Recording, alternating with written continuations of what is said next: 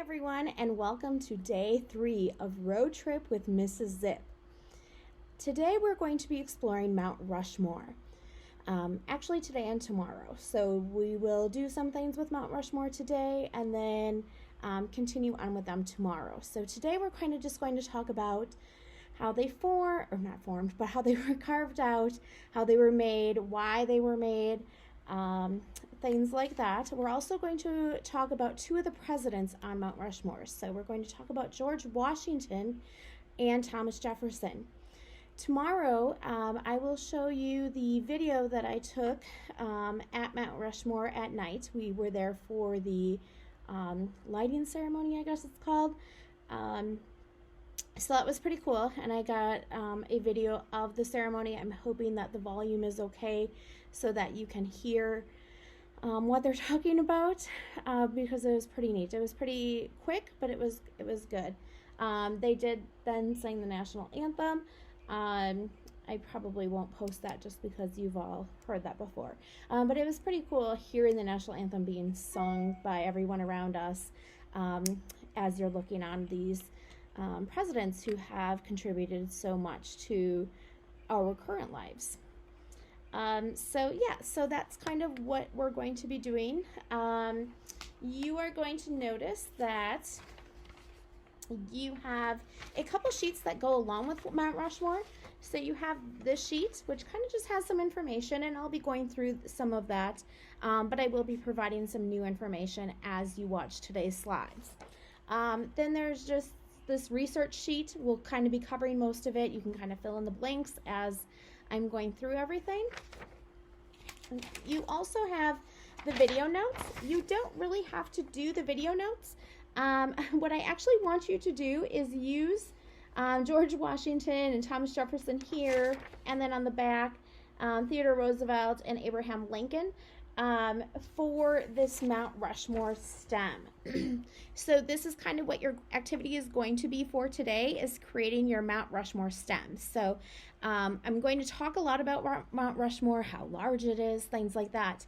But for your Mount Rushmore stem, you are going to be engineering your very own Mount Rushmore. So I want you to use these faces, cut these out, and put them on your Mount Rushmore so that it actually looks like Mount Rushmore. I believe I did say that you can make your Mount Rushmore be any materials you like. So anything you have at home, cardboard, popsicle sticks, toothpicks, spaghetti, Legos even, anything you have at home, you can feel free to use that.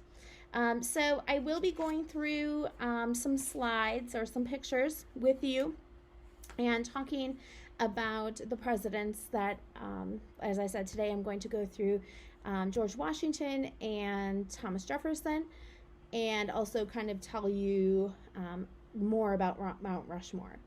Tomorrow then, so on Thursday's video, trying to get my days right here, on Thursday's video, you will watch the video that I took the other night at the lighting ceremony, and then also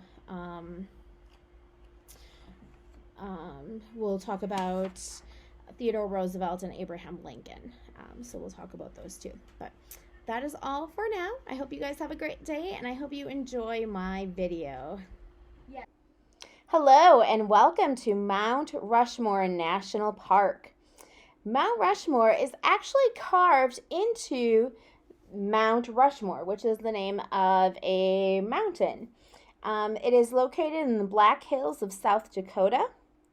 It stands 5,725 feet above sea level, so it's super tall. The idea was come up with by Dwayne Robinson, who came up with the idea to carve figures into this mountain. Some people at the time probably thought he was a little crazy.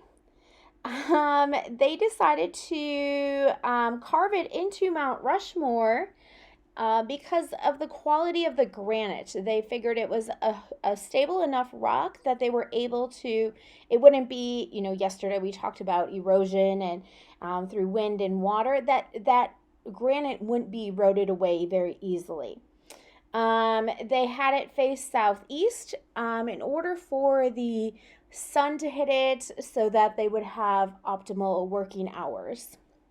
So the way it is faced is basically so that the people who were working on it could work on it longer throughout the day. Again, there are 4 presidents.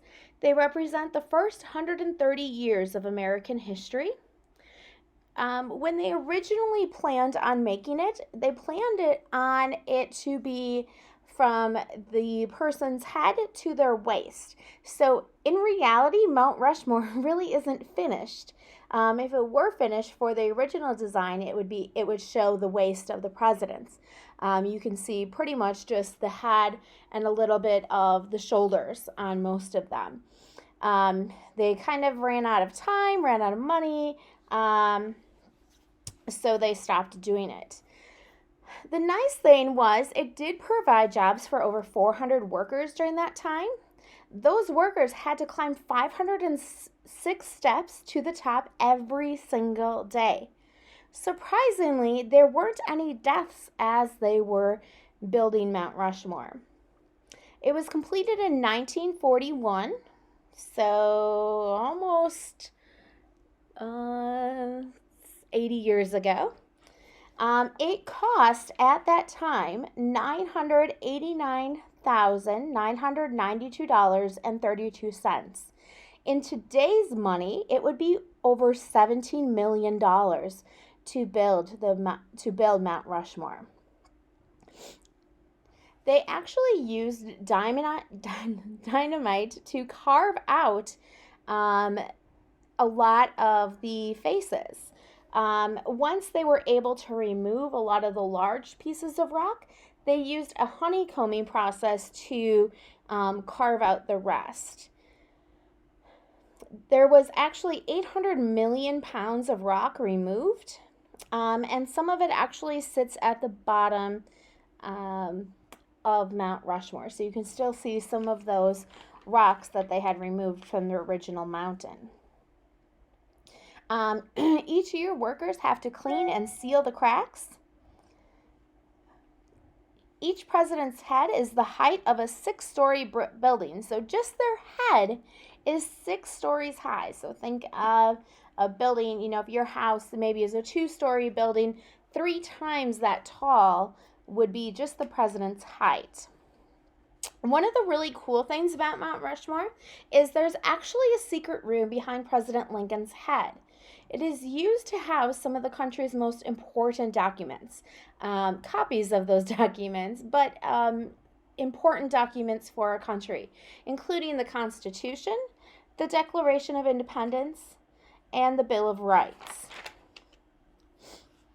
At the time when they were debating about building it or thinking about building this monument in Mount Rushmore, the local people wanted some local influential people carved out. They didn't want presidents. They wanted people who represented their area. Unfortunately, the designer got his way, and they actually decided to go with the presidents. At the time, and still today, local Native American tribes were very opposed to the sculpting of Mount Rushmore. In this area, the Lakota Sioux Native American tribe lived, and they felt they were putting the faces of men who supported the killing of Native Americans. So they looked at it as a symbol of somebody trying to hurt Native Americans versus what those presidents did to help our country. So there is still some local tension, I guess, between the Native American tribe and the builders of Mount Rushmore. As I said, I'm going to talk a little bit about the 2 of the presidents today and then the other 2 tomorrow. So today we're going to talk about George Washington and Thomas Jefferson. So we know that George Washington was the first president of the United States. He led colonists in the Revolutionary War to win independence from Great Britain. And we know that Independence Day is coming up soon in a couple weeks. We will have our July 4th celebration to celebrate our independence from Great Britain. using George Washington in the Washington. He also has a monument in Washington D.C. And in Mount Rushmore represents the birth of the U.S. So the U.S. started in part because of George Washington, a very large part because of him. He is the most prominent face on Mount Rushmore. Some interesting facts about George Washington is he actually only had a grade school education. So I don't think we could probably say that about any other presidents, that they only had made it through grade school. Some people have said in the past that he actually had wooden teeth. His teeth were not made of wood. Actually, he had dentures. What happened was he loved walnuts. So he would eat walnuts, and walnuts have like a shell on them.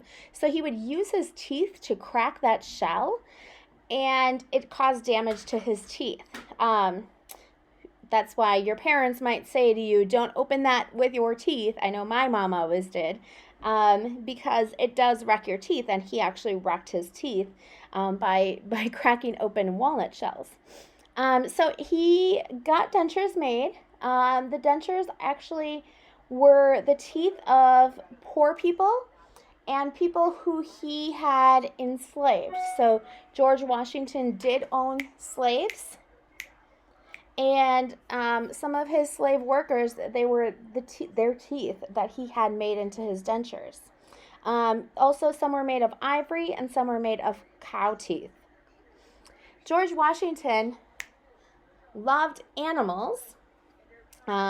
He did own slaves, as I just mentioned before. However, towards the end of his life, he kind of started thinking that it was wrong. So he still had them, but he just started, sharing concerns that we shouldn't have people as slaves.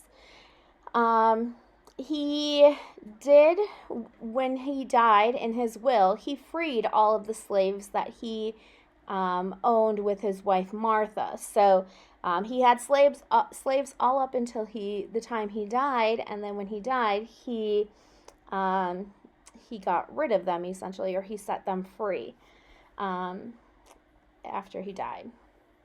The next president I'm going to talk about is Thomas Jefferson. He is the third president of the United States. He is the primary author of the Declaration of Independence. Again, the Declaration of Independence is that document that says, "We hold these truths to be self-evident, that all men are created equal, that they are endowed by their Creator with certain inalienable rights, that among these are life, liberty, and the pursuit of happiness."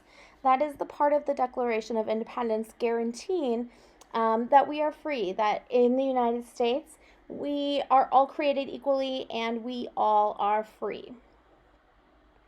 One of Thomas Jefferson's great contributions is that he purchased the Louisiana Territory from France, which actually doubled the size of the United States. So I believe it's 15 states. Either we gained the states or we increased the state's size.